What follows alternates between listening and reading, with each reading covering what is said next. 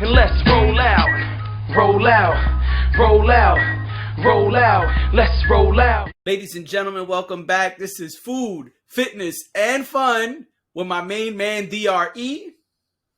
Block out thou. Oh, you took it way back on him. Way back. I like it. You know what I'm saying? Booyaka.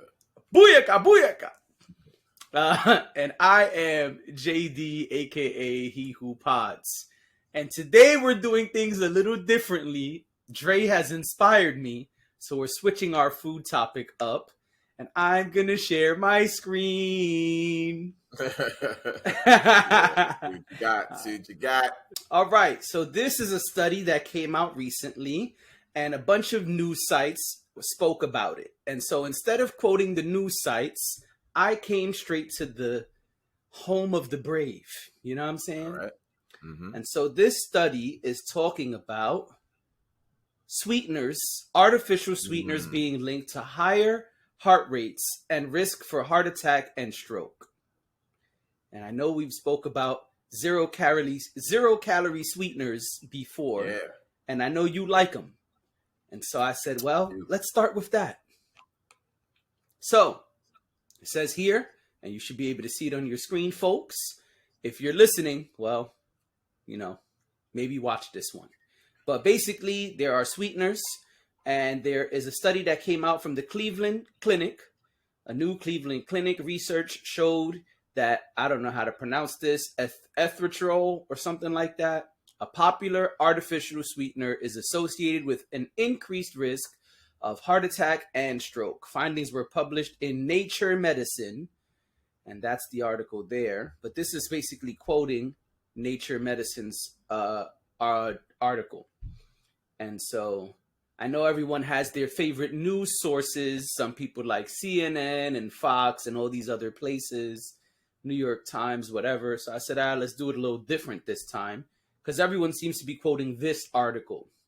And so researchers studied over 4,000 people in the United States and Europe and found those with higher blood pressure, with higher blood erythritol, I don't know how to pronounce this thing, but with those sweetener levels, were at an elevated risk of experiencing a major adverse cardiac event such as heart attack, stroke, or death. They also examined the effects of adding more of that to either whole blood or isolated platelets, which are cell fragments that clump together to stop bleeding to contribute to blood clots. Results revealed that erythritol made platelets easier to activate and form a blood clot. Preclinical studies confirm ingestion of erythritol heightened clot formation. And so there's a quote from this doctor, and he's one of the senior authors. And the quote is, "Sweeteners like erythritol have rapidly increased in popularity in recent years, but there needs to be more in-depth research into their long-term effects." And his name is Stanley Hazen. He's a medical doctor with a PhD and a chairman of the Department of Cardiovascular and Metabolic Sciences in Lerner Research Institute. And he's a big dog. He also says cardiovascular disease builds up over time, and heart disease is the leading cause of death globally. We need to make sure the foods we eat aren't hidden contributors. And so there's all of this stuff here, and it says, you know, people who do keto, products that claim to be low calorie, low carbohydrate, and keto products. It says sugar-free components containing erythritol are often recommended for people who have obesity, diabetes, or metabolic syndrome and are looking for options to help manage their sugar or calorie intake.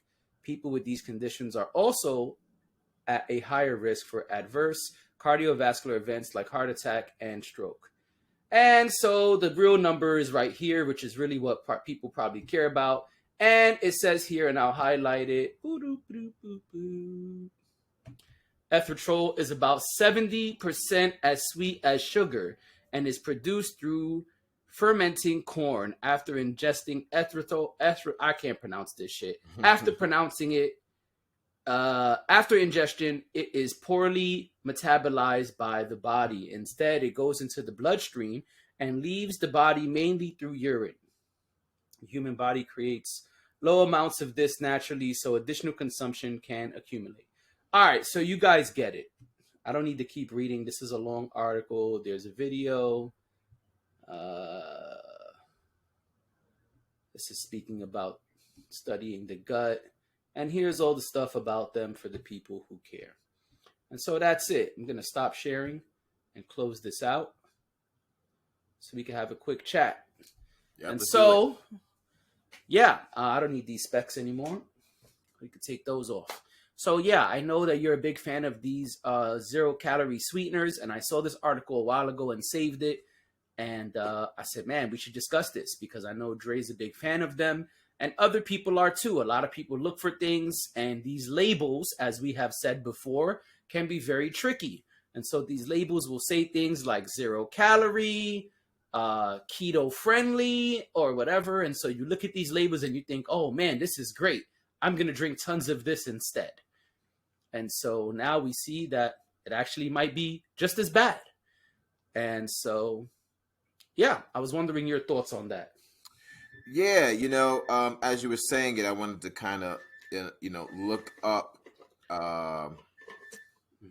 That's my alarm. It'll shut up. Yeah, it's all good. I want to say it's erythritol. I'm not sure how to pronounce it myself. Yeah, the big E. Yeah, You know what I mean? Yeah, but it's so it's a few things I want to say. So let me kind of take my time. Yep. And is that too loud? Should I turn it off? You probably should turn it off. All right, 1 second. All right, erythritol. Erythritol. That's the one you're talking about. So erythritol, it is kind of a tongue twister, if you will. That's a weird one. Yeah, so that's a study on erythritol, but and I'm not going to act like I'm an expert in erythritol. I'm certainly not. But let me just say off the back, there is no healthy sweetener, right? And so then the question would be, well, then why are you using it? Because it's better than the sugar, right? So when I use it, and I use it sparingly, I don't use tons of it. I use it just for what it is, just to get a little bit of sweetness with it. So let's say, for example, I got a gallon of water. I'd use maybe like 1 packet of like an alternative sweetener and add it to that just to give it some sweetness. And that's about it. Okay. Now, I would never say that any of these things are healthy, but what I have been saying and still do say it's better than high fructose corn syrup. It's better than loads and loads of sugar because at least you're not getting the calories. You see what I'm saying? It won't, like, you can like one of the things it didn't say when you just reading that, it didn't say, oh yeah, and obesity, right? You're not going to get obese by having these things. So that's the one reason why I'm like, hey, like any kind of drug, we know that sugar is incredibly addictive. So what I like to do for myself and for clients of mine to say, okay, here's an alternative sweetener that's going to get you to at least not consume the same amount of calories, right? If you're going to be like, yo, man, but I got to have a Coke, I'm going to be like, yo, then have a Diet Coke. Not saying it's healthier. I'm saying at least it's less calories, right?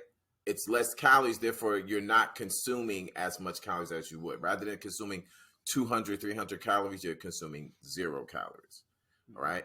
And people will be like, well, it don't taste the same. Of course it doesn't taste the same, but there is some sweetness to it. Right. And the way I like to do it is, okay, you want to have less of that as possible, but you got to start somewhere. So I try to meet people where they are, right? So rather than ingesting tons and tons of sugar, I'm like, hey, let's do the sweeteners first, and then we can kind of like get off of that, slowly and slowly. But I use them, and I use them very, I don't know about that one. I'm big on stevia, which is also so stevia has this in it. I don't know if stevia has it because from what it said it. I read it. But stevia is a very different compound. So Oh, maybe I can Stevia look is it more up of and a, share my screen again. yeah, and maybe I can show you what I'm looking at right now. So erythritol is a sugar alcohol, Hmm. and stevia is natural sugar. It's a natural sugar. So stevia is derived from a plant. That other one's derived from alcohol. Erythritol. You can hear it in the tall, right? It's an alcohol based product. Stevia is a plant product. You can Yeah, plant CNN stevia. says yes. Same article is quoted. Erythritol is also the largest ingredient by weight in many quote unquote natural stevia and monk fruit products, Hazen said. Because stevia and monk fruit are about 200 to 400 times sweeter than sugar, just a small amount is needed in any product. Okay, so If you want, I could uh, share the screen, but I'm reading it from the CNN article. now that's cool. I'm gonna share. I'm gonna read this real quick. So erythritol is a sugar alcohol, right? The Hmm. benefit of erythritol is that it doesn't cause the same digestive problems as other sugar alcohols Hmm. because it's found naturally in many foods that humans have consumed for millennia: grapes, bears, melons, and even mushrooms. Our digestive systems is familiar with it. It is popular, low calorie polyol found naturally in fruits and foods. I'm sorry, that have been consumed by humans for thousands of years. Huge points for having no effect on our blood glucose levels and providing no belly fat, including fructose. But now, stevia, right? Hmm. Stevia is derived from a plant native to South America. It has been shown to help lower blood pressure and level off blood sugar, making it a great way to flavor boost your coffee. Many experts have speculated that because artificial sweeteners don't activate the release of satiety hormones, they may lead people to overeat at their next meal. However, a study, and so there's so many different studies, right? You Hmm. never know who's funding these studies and where these studies is coming from. That's why it's best to get all the information you can. However, a study in the Journal of Appetite found that might not be true. The research showed that whether you were healthy and lean or obese, drinking a cup of tea sweetened with regular old sugar caused participants to eat over 300 calories more throughout the day than those who consumed stevia. So, and that's the other thing I want to touch on is that this is one study. And so one Hmm. study does not make a thing, does not validate or invalidate a thing, right? Hmm. We don't know how many participants were in that study, right? 4,000. Um, it doesn't necessarily say, okay, well, who conducted the study? It's one study, and I'm not saying we'll just throw it in the garbage. I'm saying, okay, that's one study, and then there's other studies. But the fact is, for me personally, I don't believe in taking mounds and mounds of this stuff. I don't feel like uh, the heavens has opened and blessed us with artificial sweeteners, and we should just all be having artificial sweeteners all the time. I feel Uh-huh. like you use it like any other tool, right? As you're Hmm. trying to stay on your diet and you have to make a choice, and it's like, well, I do want something sugary right now, right? Should Hmm. I go and have a Coke, or should I have a Diet Coke? Should I get this cake, or can I get a cake that was made with an artificial sweetener? Hmm. Not saying it's healthy, once again, not saying that at all, but what I am saying is I believe it's a better choice, you know. And let me just be, completely 100. It's like, here's the deal. The reason why I feel like you don't want to overload with these artificial sweeteners, because your brain still sees it as a sugar, Hmm. right? And if your brain still sees it as a sugar, that means whenever you ingest it, it's going to raise your insulin levels.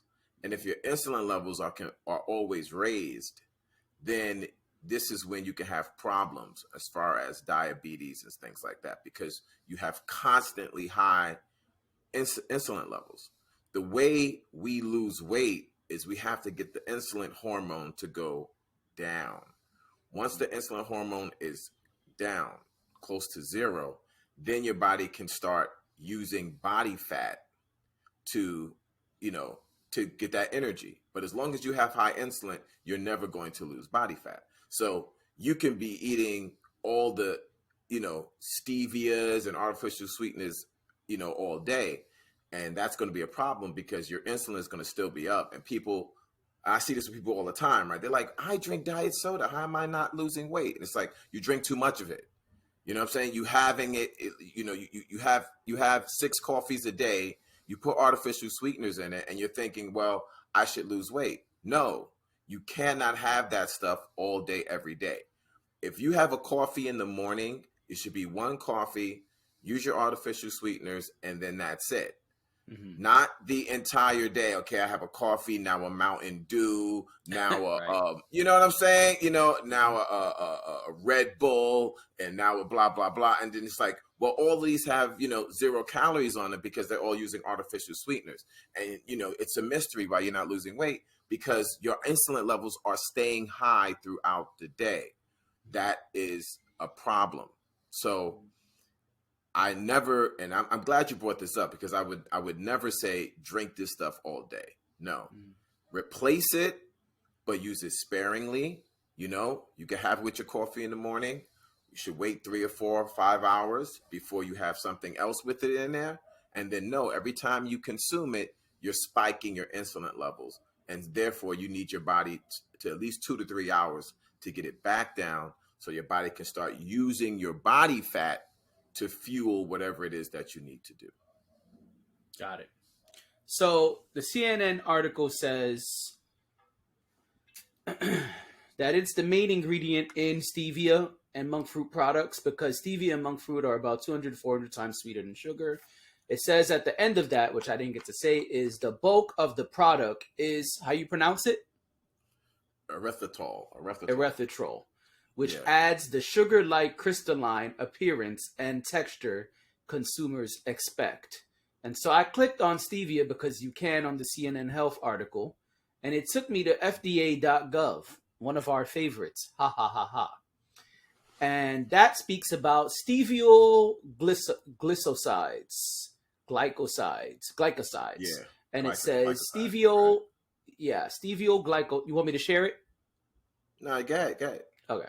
Steviol glycosides are natural constituents of the leaves of Stevia burtoni.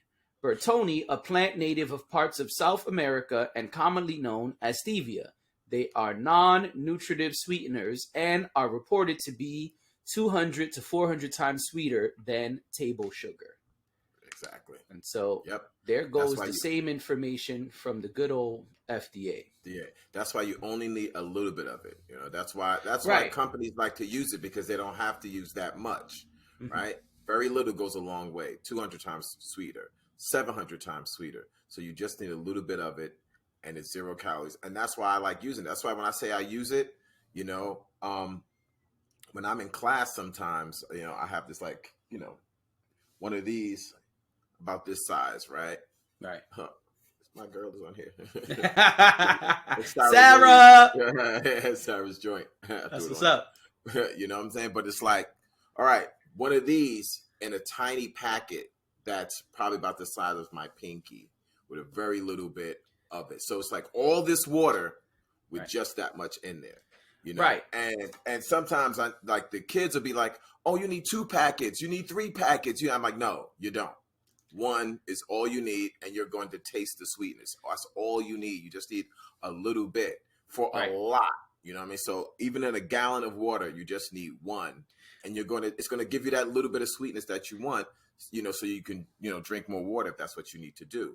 But I would never OD on it. Nah. Right. But that's the problem. The conversation is less about Dre and more about the people consuming these things. Yeah. And because you might do that, but that packet is saying exactly what those kids are saying, because I've bought those packets too. And they say per 8 ounces or per 16 ounces, not a gallon. A gallon is 128 ounces. Yep. That's 6 or 7 packs of that shit, according to the label. Exactly. And that's why I wanted to discuss it, because me and I try not to use them at all because I already have a high sugar intake. But yes, there are times when I'm like, man, I've had a lot of water. I need a little flavor. And I'll do the same thing. Half a gallon of water, a gallon of water, and I'll take that packet that says 8 or 16 ounces and pour it in my water, and that's it. And my daughter has done the same thing. She's like, Dad, you're supposed to use way more. Look at the back. And I'll show her and I'll say, you know what? You're right. Now taste this. She'll be like, oh, it tastes pretty good. Yeah, because you don't need it to be such a sweet drink. And so that's why I wanted to bring it up, because I know No, I'm glad. Yeah. I'm going to say I'm glad you did. But I'm sorry. No, it's fine. I'll say, one, I know you're a fan of them. And two, I wanted to highlight that because if you're following the label would have you pouring a ton of these packets in a 1 gallon water. Right. And that's how most people are consuming them. Even the stevia, I have seen plenty of people put packs and packs of stevia in their coffee. I'm like, man, you put six sugars in your coffee? They're like, nah, this is all stevia. I'm like, son, you just put 8 packs of stevia in a small cup of coffee. And then they say what you said. Then they're like, yeah, but this is my 3rd cup. I'm like, oh no, not your 3rd cup. And so they write, this is what I'm saying. So they're right in terms of there is no calories. You can pour an entire gallon of it inside your coffee if you want to. There's zero calories in that.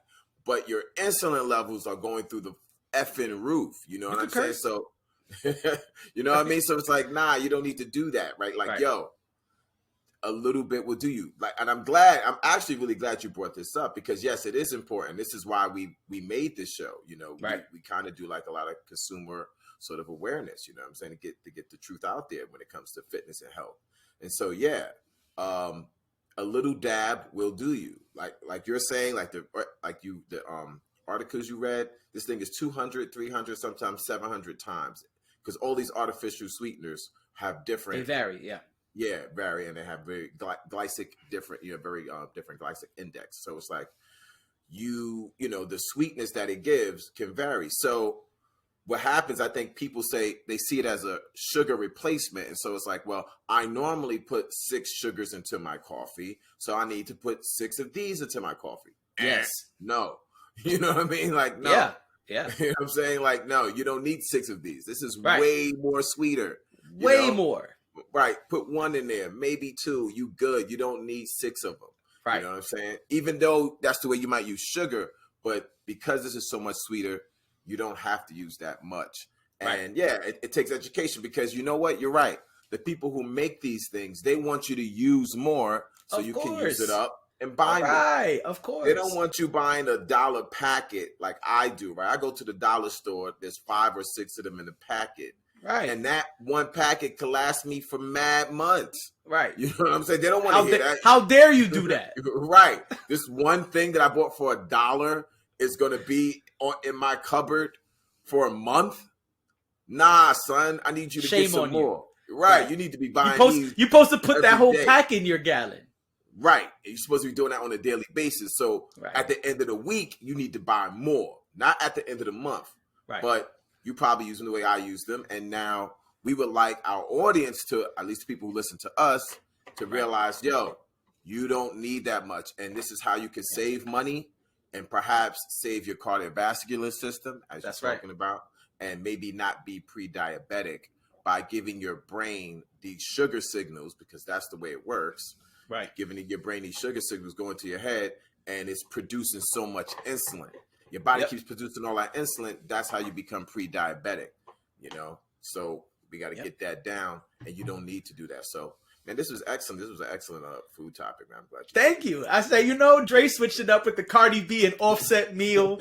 I'm going to switch it up on him, too. You know what I'm saying? I'm going to hit him home one time. You know what I'm saying? We hit him in the alternative sugar pack. You know what I'm saying? You know what I mean? That's it. Actually, I was going to pull something else up. We good. So, yeah. So, that's why I wanted to discuss it, because I know, I know me and you use very little. I actually bought a pack months ago. It was a box. It's still in my locker at work with like 2 or 3 packs. It's only a 6-pack. Right. That's it. It lasts you 6 months. And I'll be honest, I thought about throwing that shit out because I'm like, I already have too much sugar in my body. I don't need sugar alternative in there too. Yeah, I mean, you're like me. Like, I buy it. It stays up there for months. Only when I feel like I really need it. Like, yeah, I've been drinking a lot of water. I take a little flavor with it this time. Right. So what? That's all. I had this little squirt thing from Walmart. It's the same thing, but it's like a bottle. And it says every now and then it says 1 8-ounce, put a squirt. But I was putting one squirt in like a 1 liter, a 2 liter, 2 squirts in a gallon. And my daughter was like, Dad, you could put more squirts. You know that, right? You can hold it longer and more comes out. It's about, I don't need more. I just want a little splash of flavor. That's all. Yeah. Yep. She's like, no, Dad, you're doing it wrong. Like, it's okay. Right. Yeah, that's the thing, because you are right that she's right, that she's looking at the packet saying, well, right. they said every 8 ounces, so I need to follow directions. But this is one, and we have to realize, we have to educate each other, because these manufacturers may not necessarily always be giving you the best information. Of course not. So because at the end of the day, it's about their bottom line. It's about them making money. And like you said, you consuming more and more and more. Why? So you could consume more, which means you buy more, which means they profit more. Right. Exactly. So yeah, use 12 packs of stevia. Thanks. Exactly. Right.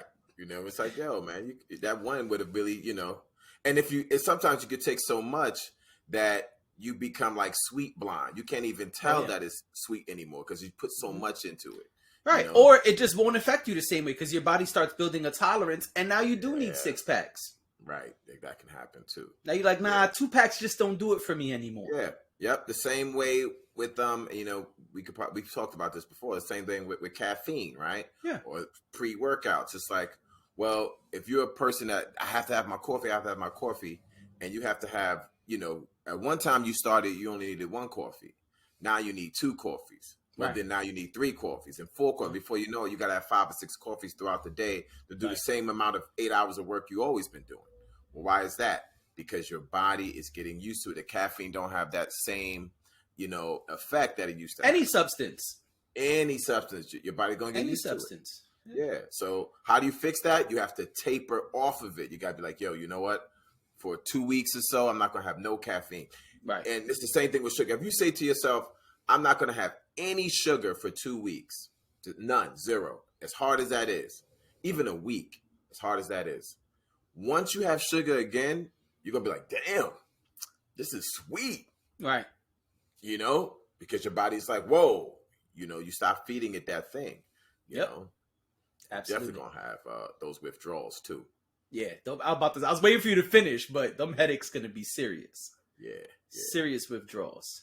But all right, that was great. Let's move on to our fitness topic because that was a deep dive. Yeah, it was. So we're going to talk about makeup days, something I am very guilty of. Well, I have no problem admitting. It's when you miss a workout and decide I'm going to make up for it another day. For example, if you were supposed to do a half-hour cardio session today and you didn't do your cardio session today, then tomorrow, instead of doing half hour as assigned, you now would bring that half hour over and you would do an hour of cardio. And so I'll start. I'm very guilty of this. I do it all the time, way more than I should. Now, like Dre said last topic, I'll say this topic. This is not something you should make a habit of doing. This is something I believe you should do when necessary. Now, if you're trying to get your shit together and you say, hey, I'm going to the gym 5 days a week, and you miss a day, yes, you could do 4 days a week and be fine. But what happens is, I feel personally, I don't want to miss those days. And so if it's not like a crazy ass workout, I have no problem dedicating a little extra time tomorrow. But what happens is, because I've tried this and failed because it's hard to keep up with, if you keep stacking up those days and now you've got to do a 5-hour workout because you've missed all week, you're going to be super fucking tired and drained and ridiculously sore from doing all of that makeup homework, shall we say. And so, yeah, I think, honestly, doing it once in a while, there's nothing wrong with that. I tell people that all the time. If it's like, hey, I wasn't feeling well, I missed my workout, can I do it tomorrow? Sure, carry it over. But every week, you should not have a carry it over day. You can't be doing 3 makeup workouts a month. Like, you got to do it sparingly, like Dre said last topic. So yeah, if you've been killing it, but today you don't feel well, you've been working out 5 days a week for 3 months or whatever, you've been on a good pace, and you don't want to lose that pace, okay, do it tomorrow. But remember, that also depends on what type of workout it is. If you are going to do a 2-hour session and then you're going to bring that 2-hour session to tomorrow, now you're doing a 4-hour session. That's going to be real hard for you. And you're going to have to change your day completely. And I'll be honest, that is the downside. There have been plenty of times when I hit Dre up and I'm like, yo, I was slacking this week, so I went in and did a 2.5-hour session. I'm fucking done. And number one, I'm out of energy. And number two, that was my day. Like, I didn't have time to do anything else. I probably ate, showered, and went to bed, and that was it. So no, this is not a good habit to have, but I think it's okay to do once in a blue. What say you, Dre? You know, I'm going to keep it real with you. So exercise, right? Exercise, we know, is the best medicine for you. And so I'm going to use the analogy of medicine.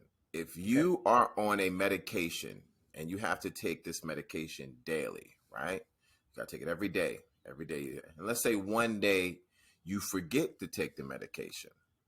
What does the doctor say to do? Do the doctor say, okay, if you forget, double up? If you forget to triple up? If you forget, you quadruple up? No, they say, hey, if you forgot, that's cool. That's fine. It's still in your system. Just take it the next day, just as if you took it the day before. So just catch back, you catch up by not doubling up, you catch up by getting back on schedule. Okay. So I'm supposed to take this every morning at 8. I forgot. Okay, it's the next day, it's 8 o'clock, take my medication. Just take whatever it is you're supposed to take. If it's 1 milligram on one tablet, take your 1 tablet, get back on schedule. Well, I believe exercise is the same way. Mm-hmm. Right? If you have your routine, okay, I'm doing, some cardio for a bit, or I'm doing chest one day and back the other day and blah, blah, blah, and I forget something. I'm always like, well, just get back on your routine. That's the most important. Just get back on your routine. When you try to do the makeup session, what happens is, as you just described, you're doubling up on the effort you're giving your body now. And now your body needs twice as much time to recover because you needed it, because you decided, I should say, to do more than you usually do, right? We know this whole thing with exercise, the whole magic trick to this exercise shit is how well you recover. So if you normally do an hour workout and now you turn that and you normally recover from your hour workout and either go to work or go home and, make dinner and do whatever it is that you do. Yeah, your body can recover from that hour, but you're going, oh no, I got to make up because I missed it and this and this. Now you're turning it into a 2-hour workout. Well, a 2-hour workout recovery time is a lot different than an hour workout recovery time. So now you're asking way more from your body in terms of recovery. And, based on your fitness level and where you are, if you take that up too much, 2-hour workout, 3-hour workout, 4-hour workout, your body may not be ready for that. And you might have some complications in terms of recovering. And I've seen it so many times, either we talking cardio or strength training, right? You'll see somebody like, oh man, I missed this day and that day. So what I'm going to do today, I'm going to do back, chest, legs, calves, shoulders, and they doing all this on one day, and then they're like, man, I'm in crazy pain. Of course you are. Right. Of course, because you did too much in one day. Your workout needs to be you need to be thinking about the recovery as much as you're thinking about the workout. Mm-hmm. The recovery, you need to think of it as part of the workout. You work out, you rest, or at least that part of your body. Right. So it's like if I did chest and arms, if I did chest and tries today, okay, the next day I'm going to do back. Well, let's say something happens. I wasn't able to do back. All right. Well, then the next time I get back in the gym, I'm doing back. I'm not going to like, okay, I got to get back on schedule. So I'm going to do back, shoulders. No, I skipped my back day. So the next time I have my opportunity, I'm just going to do back. Let me get back on my schedule. You know what I mean? To me, that's the best and most important thing. Just get back on schedule.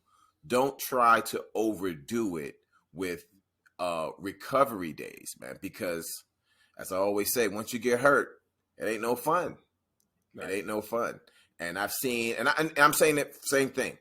Like you said, same thing. My own experience where I used to do that. I used to, oh, yo, I got to catch up. I got to do this, this, and this. And then when I come home, say about 2 hours in, 3 hours in, yo, man, I got so many tiny, painful muscle spasms happening. Like, ow, this hurt, that's hurt. My muscles would be like jiggling and stuff, you know, like jumping. Yep. Because those spasms, right? You get these little, like, muscle tremors or muscle spasms. You done did too much trying to catch up. And now my body need way much more time to recover. So people are like, yo, okay, yeah, I know you went to the gym, but what you doing later? Bro, I can't do nothing later. I'm done. Right, I'm done. I'm done. I can't. My muscles are spazzing out. I'm stiff. It's hard for me to move. I know my body is on like emergency recovery right now because I OD'd trying to catch up, you know. And so I'm like everybody else. I made that mistake, and I'd rather y'all not make the same mistake. So don't try to recover, in my opinion. Just get back on schedule like any other medicine. Okay. Look at us disagreeing the whole pod. You see?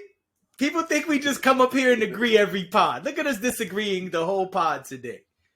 You see? He says it's okay to use the sugar alternatives. I say don't use the sugar alternatives. I say do the makeup days. He says don't do the makeup days. What a pod. This is the don't agree pod. You know what I'm saying? Yo, man, you have different perspectives. You know what I mean? That's what I like. Let people can comment what they feel is right for them. What have you done? You know, because I know people who listen to this, they work out too, and I'm sure you may have missed a workout day. Do you, try to catch up the next time you have an opportunity, or do you get right back on schedule? Which one you think is more important? Right. Let us know. Let us know. No doubt. Right. And now we move on to our fun topic. Yeah. And so the last topic, I'm trying to find my song. The last topic was, what is your favorite workout song at the moment, today, currently? Right. And so I have this like long ass gym playlist that I keep adding songs to. Yeah. It's mostly hip hop music. And then I throw in like some rock and different stuff every now and then. And so that's what I'm just looking through.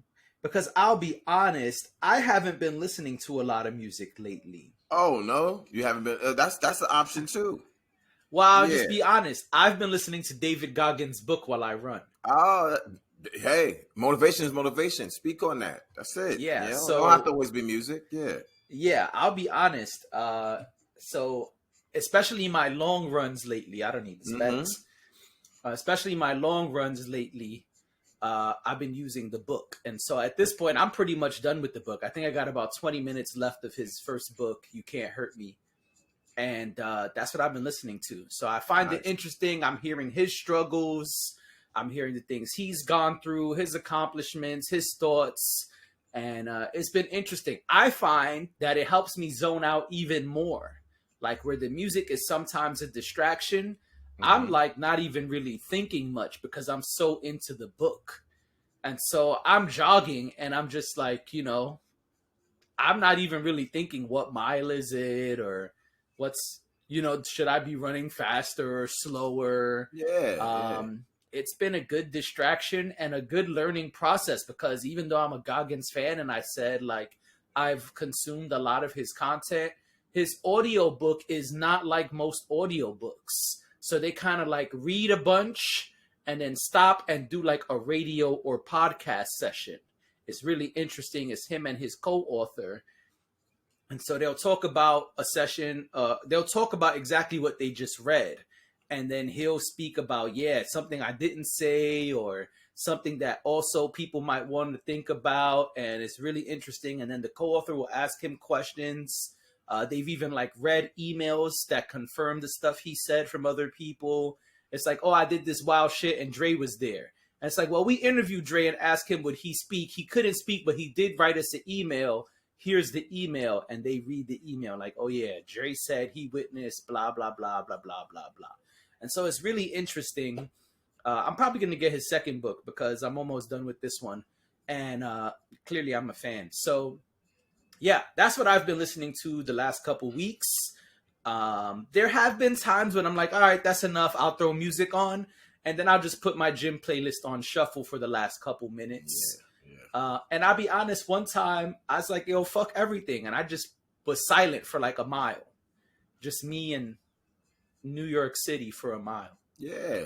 Especially being in New York City is a lot to listen to. Yeah. You know what I mean? It's a lot. Right. The streets is very entertaining. Very entertaining. You know what I mean? You're absolutely right about that. So that's my answer. I don't have a song that's favorite right now. Right now, my favorite is David Goggins' book, You Can't Hurt Me. That's what's up. Yeah, I mean, I dig that. I mean, I don't listen to podcasts that often at the gym, very seldomly, but sometimes I will. Sometimes some are so interesting that I'm just like, yo, let me just like, you know, listen to this, especially if I'm like doing like a walk on a treadmill. Like, I'm just gonna walk on the treadmill for a minute, just like, you know, get my body warmed up. Yeah, that warm up. Yeah, I'll listen to a podcast or something if it's really interesting, you know. But that's seldom. Most of the time for me, I'm listening to like classic hip hop, right? So, you know, some like Biggie, some like Wu-Tang, something like that. Something that's, you know, some DMX, you know, that's going to get me like I could lift the world, you know what I mean, when I'm in there, you know. So I'm big on that. And then, you know, when it comes to cardio, you know, I said this before, like I'll listen to like, German rock. Some cool, wild ass, hard style, you know, subset of techno music, you know, might be some like German rock, something wild like that. Sounds like an acid trip test or something like that. You know what I mean? It's just weird, you know? Okay. But yeah. So lately, what's your jam? So let me see, because I'm kind of playing it right now, low key. You know what I mean? Oh, okay. You know, let me see, what's this? I mean, we know what that is. We know what that is. Yeah, right. We may not know what that is. So I've introduced you to this before. That's Wu right there. Yeah, that's RZA's first like Bobby Digital album and all that. Yeah. So yeah, that's Bobby Digital. You know that domestic violence that's off of this. Yep, sure do. Yeah. And I'll just look. And this would be one of the weird. This would be one of the weird joys that I listen to. You know what I'm saying? And so, what's this called? So this is a rock group named Rammstein. They're very popular. People heard of Rammstein. And it's in German, so it's called Gift Gig. Why not?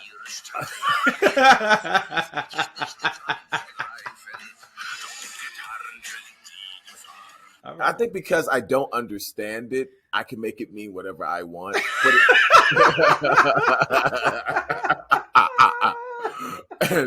But it sounds so like hardcore, you know what I'm saying? Right. It's like, whatever he said, he meant that shit. He meant that shit. You know what I mean? He meant that mofo. Man. So, yeah, man, it's like, man, you got to get that. You got to get with it. Yo, you got to think outside the box. You got to get whatever, whatever like gets you going. If it's a podcast, listen to that podcast.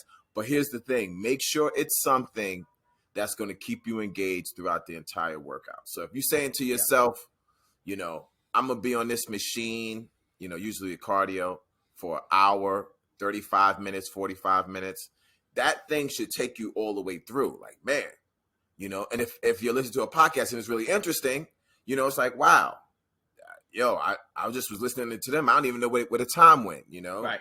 Whatever that podcast is. Might be this one. Who knows? I agree. Because it is challenging to be, especially when you're doing cardio. Weight training, you got time in between sets. But especially when you're doing cardio, it's really challenging to like keep your rhythm and go over and like search for a different thing. I mean, I know on the headphones you can like double tap or whatever, but sometimes it's really hard to completely switch up what you're doing in the middle of your workout. It throws off your rhythm. You got to stop. That shit is whack. So I try to do the same thing. I recommend the same thing when you're doing cardio, especially. Try to rock out with something that you don't have to really worry about. Even when I do my strength training, I try to listen to like an album or a playlist that I don't got to fuck with too much. Like maybe I just do the double tap for fast forward and that's it. That's it. Yeah. I don't want to have to go in there and search for something else. And I'm trying to stay focused on the workout. Yeah, yeah. I'm old school. I'm a Pandora dude, as you'll see. And the only thing I want to do if I hear something whack is press the fucking thumbs down button, and then I don't want to ever hear that again.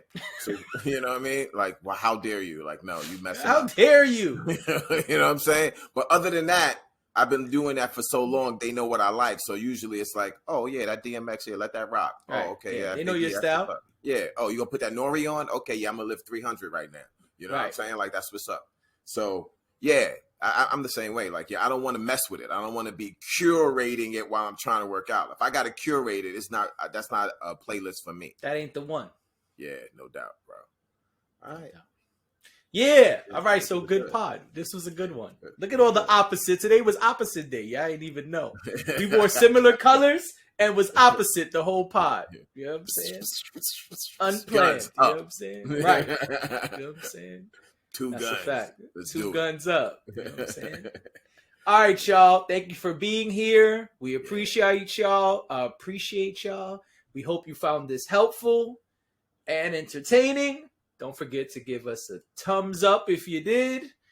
And we'll be back in 2 weeks. Any final words, Dre? Subscribe. I see y'all on the other side. Bars.